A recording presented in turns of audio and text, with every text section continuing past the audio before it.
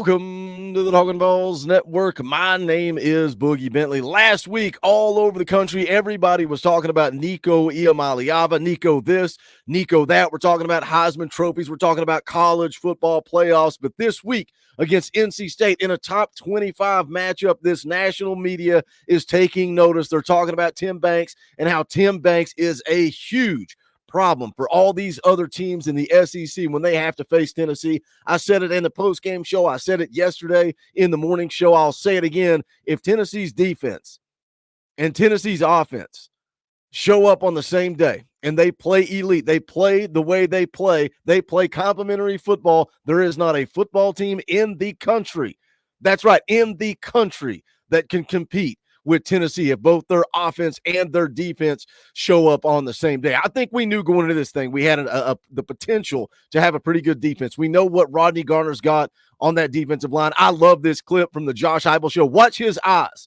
light up when Bob Kessling talks about the depth on his defense. Watch this. The depth in your front seven is really special. Yeah, it is, man. You see the D-line rotating four at a time, man. And, our second level's got depth and when you see his eyes, you don't think he knows what he's got. And Josh Heupel is going around with a chip on his shoulder right now. You go out and you win 51-10 over NC State, a top 25 program, but Josh Heupel is angry in the post-game press conference. He was angry yesterday when he met with the media. He's sick and tired of his defense not getting respected. I'm sure you've all seen the clip, and he said this before. He said it last year, but he said it again post-game. Let's take a listen. Let me just say one more thing. The standard at Tennessee is to be elite on defense. This is the home of Reggie White, Al Wilson, Eric Berry. The standard is to be elite on defense. This is coming from a coach that scores 50 points a game. This is coming from a coach that led the country in scoring in 2022, up-tempo, fast-paced, but the goal, the standard, is to play elite defense at Tennessee. We're going to roll around the nation and take a listen to what some of the national media is saying about this Tim Banks defense. Before we do that, I need you guys to do me a favor. Do that YouTube stuff. Just smash the thumbs up just below the video. It's quick, it's free, it's easy, it helps the channel. I would greatly appreciate it. Also, if you're new to the Talkin VAWLS Network, welcome. We're not experts here. We're not insiders. We're not media. We're fans. This channel is for the fans, by the fans. If you like what we do, make sure you subscribe. Click that bell for notifications. You're not going to miss out when we go live or when we drop a video live later tonight, 6:30 p.m. Eastern time, every Tuesday, playing EA Sports College Football. We'll play the Dynasty. You guys can buy some players. You can boost some stats. We can have some fun. Or you can challenge me. Come on, go head-to-head tonight, 6:30 p.m. Eastern time. Talkin VAWLS live on Wednesday night. We'll get into this Kent State game if we have to. It's a glorified scrimmage. We all know that. Friday morning, 10 a.m., me and Coach Jay will get you ready for kickoff coming up on Saturday. But let's take a listen. And it's not, I'm going to take a look at a few of the clips here, but it's more than just these guys. It's Greg McElroy. It's J.D. Pickell. It's Josh Pate. Again, last week, it was all about Nico and this offense. This week, it's all about this Tennessee defense and a little bit about the run game. Let's take a listen.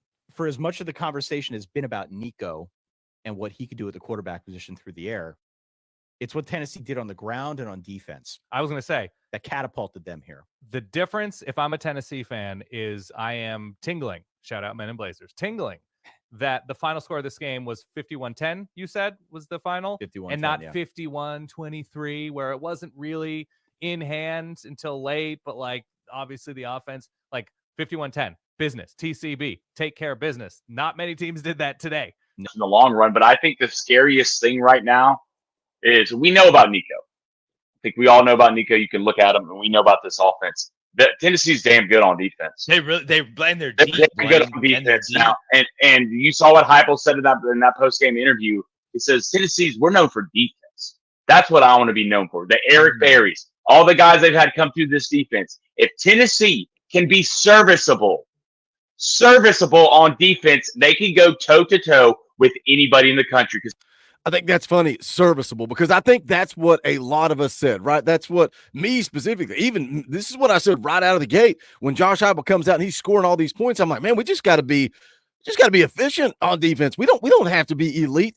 Josh Heupel does not like that. Josh Heupel takes exception to that. Josh Heupel says, we're not just going to be exceptional. We're not just going to be moderately okay. We're going to be elite on defense. But listening to this, and they're saying, man, if they could just be average at defense, they can beat anybody in the country. That's why I said they can beat anybody in the country. But if this offense shows up, and if this defense comes out and they play like they played against NC State, and the offense comes out and they play like they played against Chattanooga, or even, people not giving Tennessee respect for that offensive performance against NC State, you ran the football for 250 yards. It doesn't have to be Nico. It doesn't have to be cute and sexy and throwing it over the top, taking the top off, deep shots down the field. Running the football for 250 yards is elite. This rushing attack led the SEC a year ago. Now you mix Nico in with that, you mix elite defense in with that. This team is going to be tough to beat. Because Nico's only going to get better. Each week he's only going to stack, and get better. See more coverages, see more blitzes. So it gets to the point where you're going to have to beat the Alabamas and the Georgias. And watching Alabama play USF yesterday, I think this will be a really, really damn good game. Well, and again, they're not just serviceable on defense. I mean, it's room service, it's full service. Like, this team again is deep. But let's just acknowledge what this team really is. They're an outfit that can kill you on defense. They can wear you out on the defensive side. And I wonder how much of that here in Greg McElroy, they said they can wear you out on the defensive side. And we've talked it, and we've talked it, and we've talked it. We've talked about the depth. We've talked about the defensive line. We've talked about the rotation. James Pierce, week 1, only playing 10 snaps. And they didn't play a whole lot of snaps this past week. I think Omar Norman-Lott played 13, 14 snaps. You don't think that plays a factor late in the game when NC State all of a sudden can't do anything? It's 3 and out, 3 and out, 3 and out. I think somebody said they gained 50-ish yards in the second half. Good luck staying fresh against this defense. And again, we got a glorified scrimmage coming up on Saturday. If James Pierce plays 10 snaps, I'll be surprised. But guess what? He's going to be fresh. He's going to be ready to go when we roll out there to Oklahoma for what I'm calling the biggest game of the year. A lot of these national guys are skipping over that Oklahoma game. They're taking a look at what they did last week and saying Tennessee is going to go out and they are going to dominate. I want to take a quick listen to what Josh Heupel said in his press conference yesterday, asked about Tim Banks and this defense and what they've done in such a short amount of time. Yeah. First of all, Tim's done an unbelievable job, and that's really from day one being here, building camaraderie, trust, chemistry on that side of the football. All of our assistant coaches in their position room, as we've continued to build our roster, we're able to play more guys, which is important. The understanding of our scheme, the fundamentals of it, that's a credit to our players and to our coaches. We're playing really good football right now. As a competitor, you're only as good as your next one. So Saturday night, that's our next test. I do love, how physical, how fast we're playing. We got to continue to grow. Good teams, good defenses continue to get better. There's plenty of opportunities for us to be better in what we've done up until this point. Man, Coach Heupel, I don't know what it is. I don't know if it's because he knows he's got something special. I don't know if it's because he knows this football team has the opportunity to go out and win a national championship or an SEC championship. I think Josh Heupel truly believes that. I think this football team believes that. I said it in the preseason. It felt like this football team knew they were good. You got Joshua Joseph sitting in front of the media with a shirt that says confidence, and he's talking about how good they are and that nobody can stop them. Look, get ready. I said Tim Banks is a problem. Tim Banks is a huge problem for these teams in the SEC. Tim Banks is also a huge problem for us because this is probably the last year you're going to have Tim Banks as a defensive coordinator.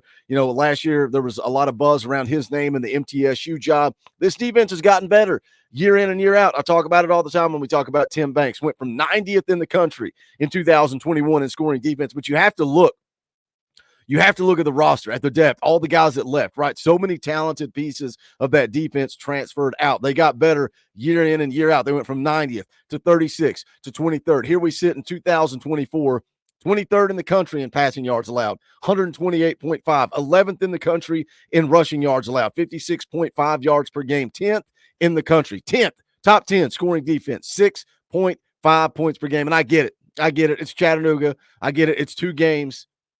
Oh, by the way, they score a few points too. Second in the country in scoring offense at 60 points per game. Scored 50-plus points in their first 2 games for the first time in school history. Sit on that. And I get it. It's like making excuses for Nico and breaking the records in the Chattanooga game.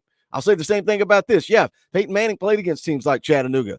T. Martin played against teams like Chattanooga. Heath Schuler, name any quarterback. Guess what? They played some bad teams before, back-to-back weeks. First time in school history scoring 50-plus points per game in the first 2 weeks. But you want to talk about the level of competition when we look at defensive numbers. That NC State game was a top 25 matchup. You had the pick six. You had 3 turnovers, 13 tackles for loss, 3 sacks. You gave up 143 total yards. NC State averaged 1.4 yards per carry on the ground. That's elite defense.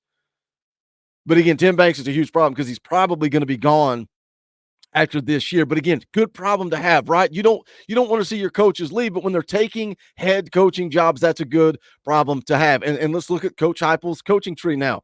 Alex Golish, head coach at USF. Tim Banks, future head coach. It's undeniable at this point. It's going to happen.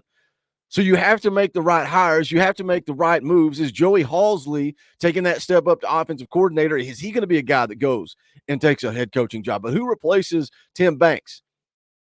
I think Coach Heupel was playing chess. Everybody else playing checkers. He goes out and he gets Coach Inns from Washington, a guy that served as either a defensive coordinator or a co-defensive coordinator for 10 seasons. He comes to Tennessee as the linebackers coach. He was the co-defensive coordinator at Washington. Josh Heupel goes out and hires him. I think he's the defensive coordinator in waiting. I think if Tim Banks takes a head coaching job, you're going to slide Coach Inns right in there as the defensive coordinator. But Tim Banks is a problem. Tim Banks is a huge problem for these teams coming up on our schedule. What do you guys think? Jump in the comment section. A lot to unpack there.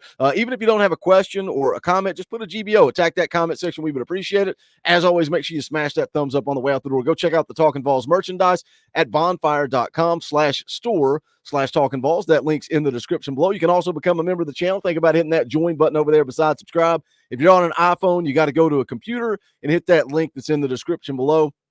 You can do that for as little as $1 a month. It keeps the lights on around here, allows us to do this full time, keep bringing you videos every day, live streams on Monday and Friday mornings. Just supports what we're trying to do. We would appreciate it. But if not, smash the thumbs up. That's quick, free, and easy. Jump in the comment section. Let's talk about it because this is the Talkin VAWLS Network. My name's Boogie Bentley. Go Big Orange.